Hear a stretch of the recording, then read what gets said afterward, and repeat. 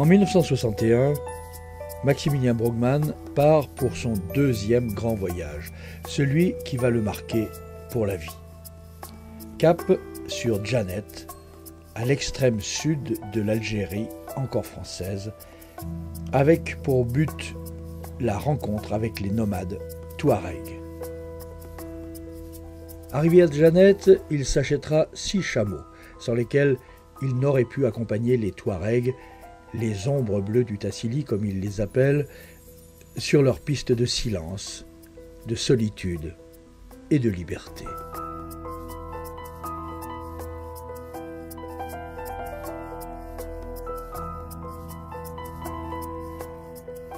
Au petit matin, les Touaregs font baraquer leurs chameaux afin de faciliter la pose du bât et du chargement. Les selles viendront ensuite. Les toiles des tentes ont déjà été repliées, roulées, empaquetées.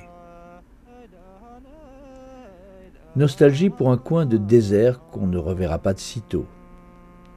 Inch'Allah, dernier préparatif, derniers petits ajustements.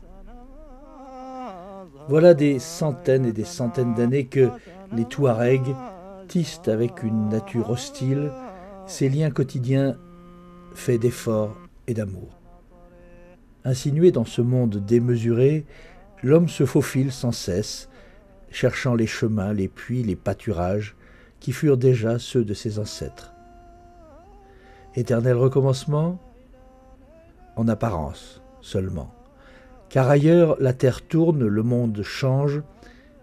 Un jour, inéluctablement, l'éternelle sérénité de cette vie nomade pliera, rompra peut-être sous les assauts insidieux et répétés d'un fléau nommé modernisme. Quand? En ce début de l'année 1962, nul ne le sait encore.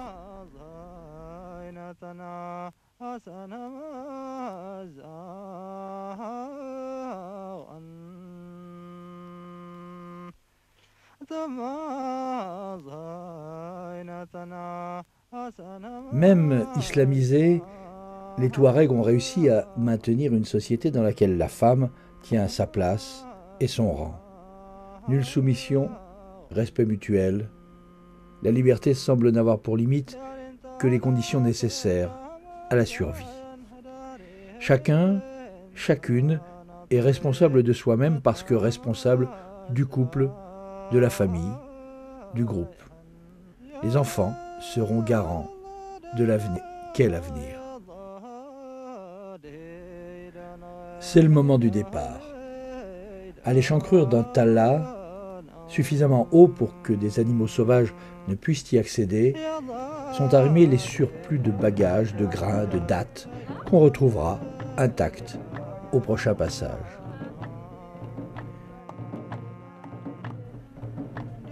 Le nouveau campement, ce soir, demain, dans une semaine, dépendra des puits et des imprévisibles pâturages.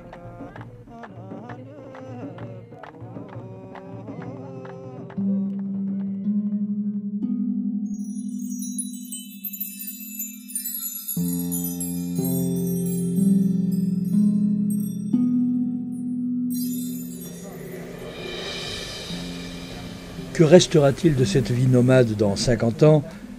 Cette question, Maximilien Brogmann se la posait, bien sûr, et nous la posions avec lui. Début 2009, nous avons donc décidé de retourner à Djanet, mais Maximilien ne se sentait plus la force ni la santé pour un tel voyage. Première surprise, les dattes sèchent sur pied. Plus personne ne les cueille, ou très rarement.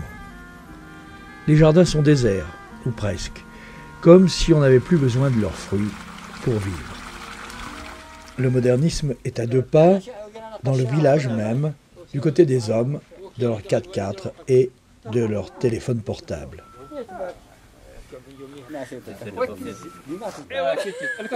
La nouvelle génération.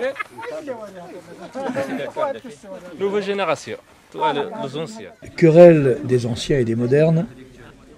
Tous se retrouvent pourtant, avec ou sans téléphone, autour de l'inévitable thé à la menthe, préparé selon le rituel, immuable, prétexte à autant de palabres qu'il y a de jours dans l'année. À la différence de Maximilien Brugmann en 1961, nous ne disposions pas de 6 chameaux bien à nous. Et nous n'avions surtout que peu de temps.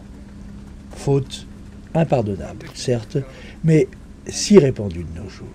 Du coup, c'est à bord d'un 4x4 flambant neuf que nous sommes partis à la rencontre du désert, de ses trésors préhistoriques et des nomades, de moins en moins nombreux, qui le peuplent encore. Tassili, musée à ciel ouvert. Pour l'heure, les visiteurs sont encore trop peu nombreux et suffisamment respectueux pour que ces sites rupestres ne courent pas de trop grands dangers. Mais certains lieux ont déjà été irrémédiablement dégradés, malgré les règles très strictes imposées par les autorités.